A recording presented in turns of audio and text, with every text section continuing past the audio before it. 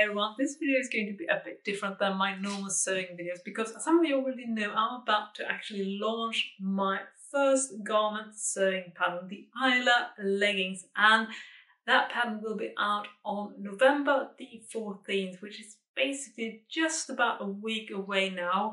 There are still some things to do for sure. I'm not entirely 100% done. There are always things that needs to be checked and double checked.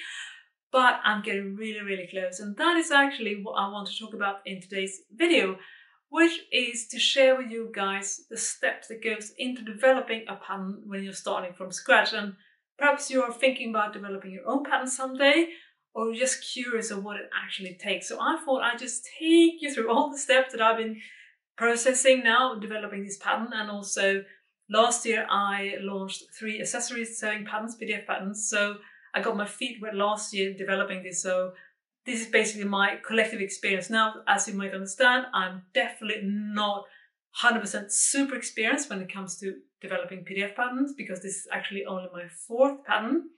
But I thought that was actually a valuable thing, because what I can share with you guys is basically I'm just a couple of steps in front of someone who's just starting out, which I think if you're doing it for a lot of years, it's sometimes easy to forget the basics, but hopefully, because I'm still so fresh in this, I will be able to remember to share with you all that sort of stuff that goes into developing a pattern. So let's start and look into all the different steps it takes. I know the first step when creating a pattern is to do the actual pattern drafting. Now, I won't talk like a ton about that in this video, because it's such a massive topic, but if you're curious to learn more about it, you can check out the videos I've done about pattern making. And of course, there are lots of books and great resources, both here on YouTube and all over the internet. You will find great information about drafting your pattern. And I also recommend that you take a class, which I've done. I've taken 2 different classes in pattern making. That was definitely helpful to get me started, but it's definitely like a process. So just because you take like a weekend class or a evening class in pattern making to expect that you will become super proficient, it's more like an introduction. I think the learning is basically when you start doing, and I've actually been making my own patterns since the 80s, so I think about drafting my first pattern almost 30 years ago, and I still feel that I have lots and lots of learn. So as I say, it's not like a quick process. Some people probably figure it out faster than I do. But I think the most important thing is to do a lot of experimenting and also understand that you won't really nail it at the first try, even though you are, following the rules and doing all the right things. So what I'm trying to say is that pattern making is kind of complex. So that's why it's also important to take your time when you're developing a new pattern. One thing that's really important to think about if you're drafting a pattern that you plan to sell is that you shouldn't really draft it for yourself only. So you basically need to figure out a size that you're drafting for. I mean, it's definitely good to make samples that fits you, that you like, but at some point you need to figure out what your sizing system will be and your size chart. By the way, I've done a video about that as well. You can check out in the description section, but that is a really good starting point. So for instance, when I developed this pattern, I decided on a size 38 as my base. So I developed that and made sure that it fits within the size chart that I had in mind. Also, of course, it helps that I am similar to a size 38 in a lot of ready-to-wear. But remember that I am a very short person, so I have to do quite a substantial amount of alterations to make garments fit.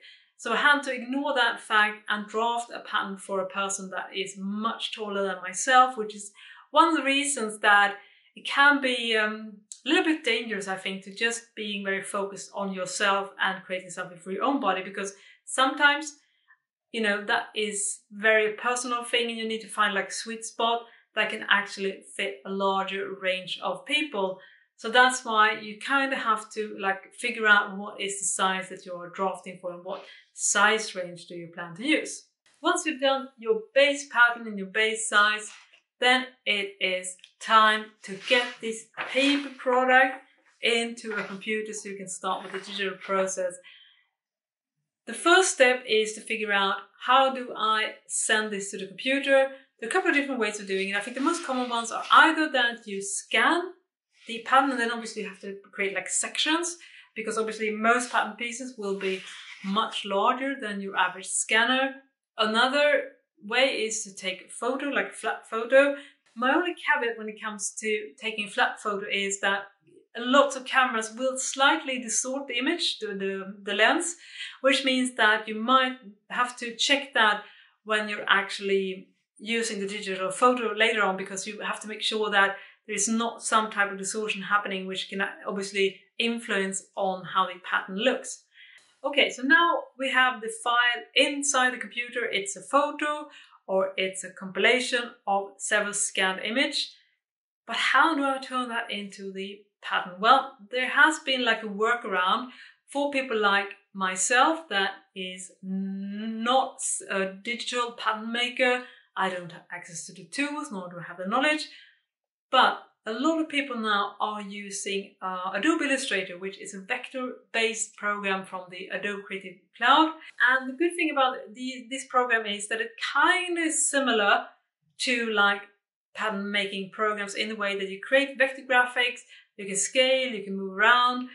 And also I would say that probably any type of CAD software can do something similar, but I would say that perhaps Adobe Illustrator has now become like the standard for a lot of indie pattern companies when you're sort of transforming that photograph or that scanned file into a digital pattern. Of course, you can also actually draft the pattern from scratch inside of Adobe Illustrator, which I actually did with these Aila leggings because it's not like a very complex pattern in terms of pieces that goes together. I actually found that I didn't really need to do that. I can just draft from scratch just using grid, where I settled for the measurements, and then I drafted just using the curves inside of Adobe Illustrator. But if you have a photo, you need to basically trace over it using the illustration tools that you have in Adobe Illustrator. And that can definitely take a lot of time, I think. Again, you will find tutorials for that as well. And I also know that there is, I think there are some classes you can take, educational programs on how to do this. It definitely takes a lot of time. It definitely requires some practice. So again, don't expect that this will be like a very smooth, easy process. As for my background, I have been doing graphic design, computer-aided graphic design for over 20 years. So I have a lot of experience using the Adobe suite. And I also, as I said, has a lot of experience with pattern making. Still, to be honest, it was really, really hard to learn this process and trying to figure it out by myself. Probably because I didn't have like any much reference material. I had to kind of learn everything myself, which, yeah, it definitely took a lot of time figuring all that stuff out. I'm sure if you buy one of those classes, or perhaps there's some other resources that you can use, you would probably spend less time with this learning process than I did.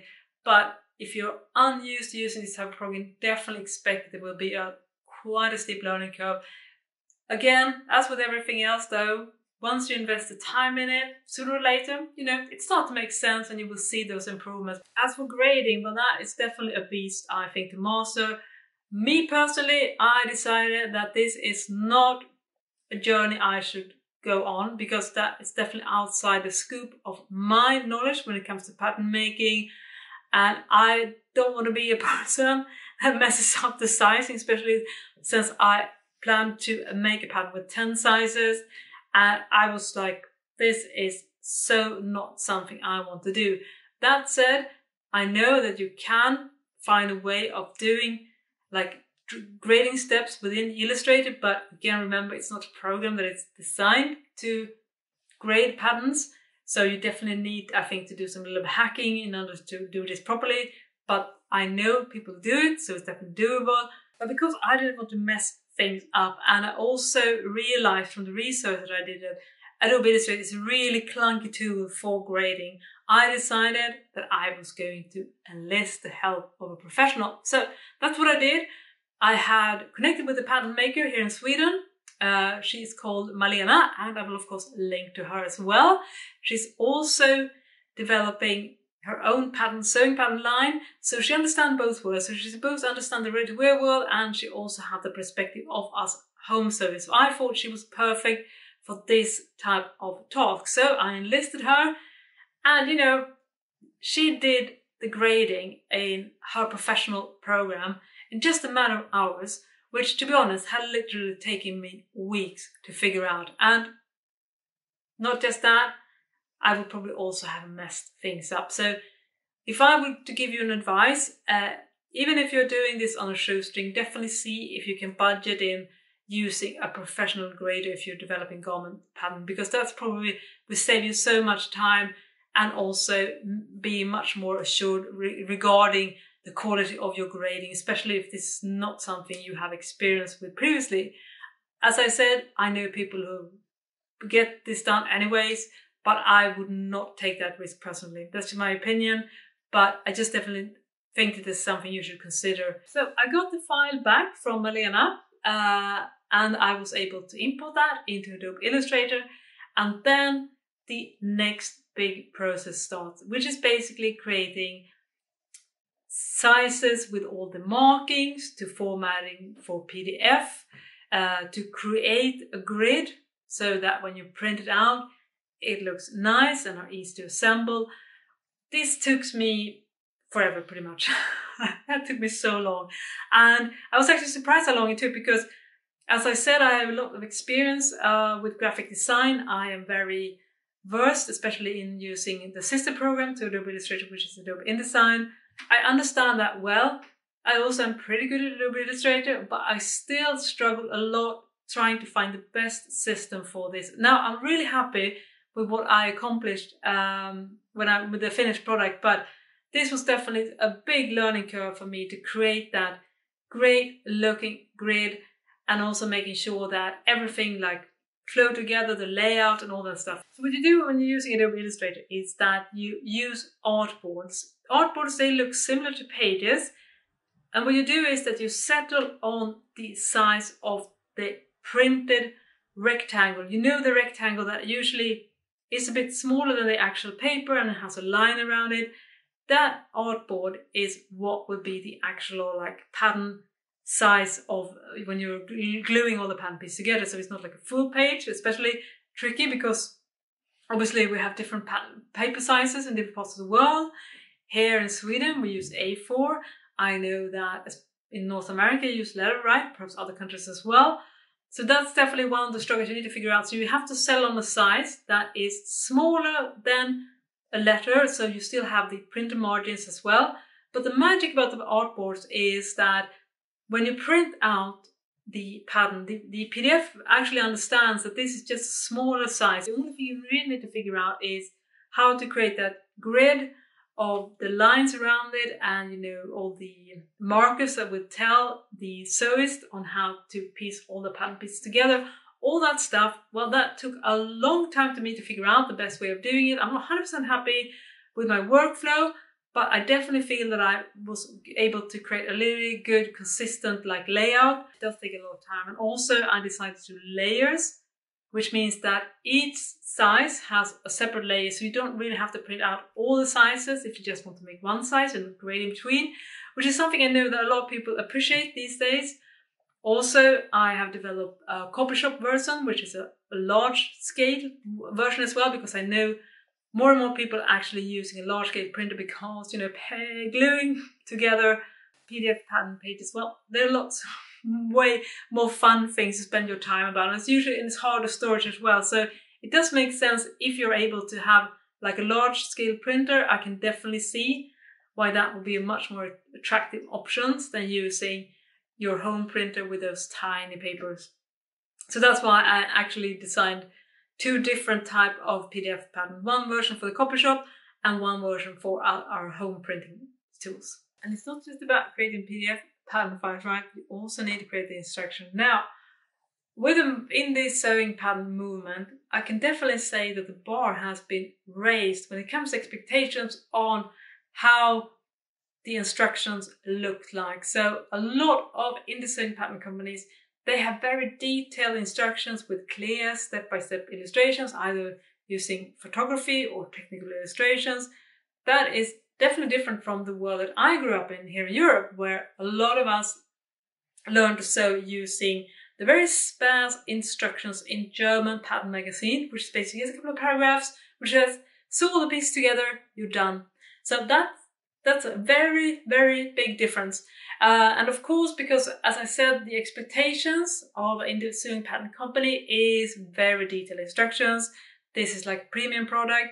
So my advice, I think that you really should spend your time with the instruction, because that's basically where the expectations lies at this point in the business of independent companies. So I decided to put a lot of effort into my instructions. So I actually used technical illustrations for most of the instructions, but there are a couple of things, a couple of steps in my process that actually is better taught using photos combined with illustrations. So I did a couple of those as well. I just was interested basically in finding the best way depending on what type of assembly process it was. But mainly I did lots and lots of technical illustrations. I think over 40 illustrations. Again, I am not an illustrator by any means. As I said, my background is graphic design more. But I think after a little bit of training and experimenting, I think I came to a pretty good process when it comes to developing these. And again, that I also did in Adobe Illustrator. Now, of course, there's always a debate on, are you going to choose photos or are you going to choose technical illustrations for your instructions? I would say the general consensus is that more sewists prefer technical illustrations over photos, but it also depends on what you're able to produce, basically, because for some people it will just be too big of a struggle to develop technical illustrations. And then I think probably taking very good helpful photos will actually be a good option as well. So you don't have to feel like you have to do technical illustrations just in order to release a pattern. But you can also do something which I have done for a couple of techniques for my sewing pattern, is that I've actually combined photos with some graphics and technical illustrations just to make sure that everything is like the best possible way of showing it. And I really like that method, but for the most part I did technical illustrations. Another benefit of doing technical illustrations, I would say, over photos is that a lot of people will print out the instructions, and of course if you can do it with using illustration, that saves a lot of ink. Again, that could be something to consider, but as I said, if you can't hack it with illustration, I would definitely say go for the photos, but see if you can just add a little bit of graphics just to clear some of those things that perhaps aren't as clear when you're just using photos. And I'm still in the process. I'm doing the final tweaks now before I am about to launch my pattern, which I'm very excited about. As I said, November the 14th, that's where it's all happening. You can also get on my email list and you will be notified when it's on sale. And of course, I will also have more information in the description section. And when the pattern is out, I will do a video about that too, so you can see and learn more about that pattern and see if it's something for you. I really hope you enjoyed this video. And if you have any more questions about developing PDF patterns and the process goes behind the scene, I'd love to know, so please ask in the comment section. And I hope you enjoyed this video. Stay safe, and I'll see you next time.